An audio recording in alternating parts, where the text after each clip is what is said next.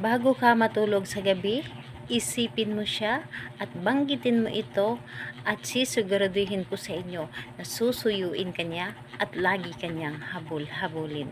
Hello mga guys, kumusta kayo? Panibagong araw, panibagong video na naman tayo. And sa araw na ito, isa na namang video ang aking tuturo sa inyo na simpleng gabay o simpleng pamamaraan na makakatulong sa atin. At bago ang lahat, gusto ko lang mo-disclaimer sa mga taong hindi naniniwala at hindi gusto ang mga kagaya nitong video, please skip this video and maghanap kayo ng videos na gustong gusto nyo, dahil ang video na ito ay para lamang ito sa mga taong naniniwala and gusto mag-try.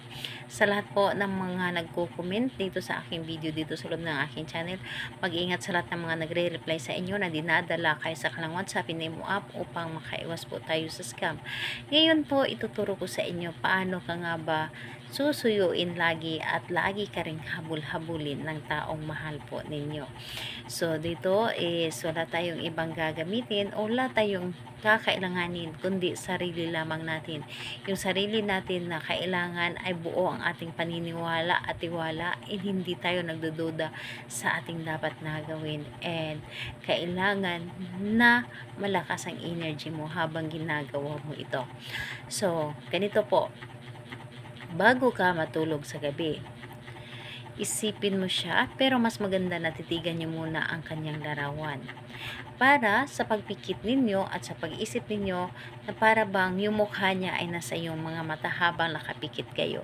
So, nakapikit kayo and isipin mo siya at sambitin mo ang kanyang pangalan ng 11 times. Yes po, 11 times mo itong sasambitin. Pangalan niya, apelyido, at sabihin mo dito, lagi mo akong susuyuin at habul-habulin. So, again po, 11 times mo siyang paulit-ulit na sasambitin. Pangalan, apelyido, lagi mo akong susuyuin at habul-habulin. So, yun ang sasabihin po ninyo bago kayo matulog sa gabi. 11 times po So, dapat po ay hindi kumulang at hindi sumobra. So, ngayon, kapag natapos mo itong sasambitin bago ka matulog, siguraduhin po ninyo na kapag gagawa kayo nito is tahimik ang paligid.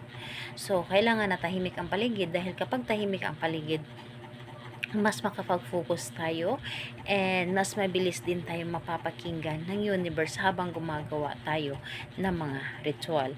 So, ayun, sa kahit anong araw at oras, pwedeng-pwede mo itong gawin as long na maganda yung energy ninyo, yung para bang hinihila kayo na gawin ito, and maganda rin ito gawin gabi-gabi bago ka matulog, dahil yung isip natin kapag nakafocus tayo is mabilis or makapangyarihan yung isip natin. Kung ano yung nasa isip natin, yun din po ang mangyayari. Again po 11 times mo siyang ulit-ulit na sasambitin yung pangalan niya, apelyido, tapos kasunod yung lagi mo akong susuyuin at habul-habulin.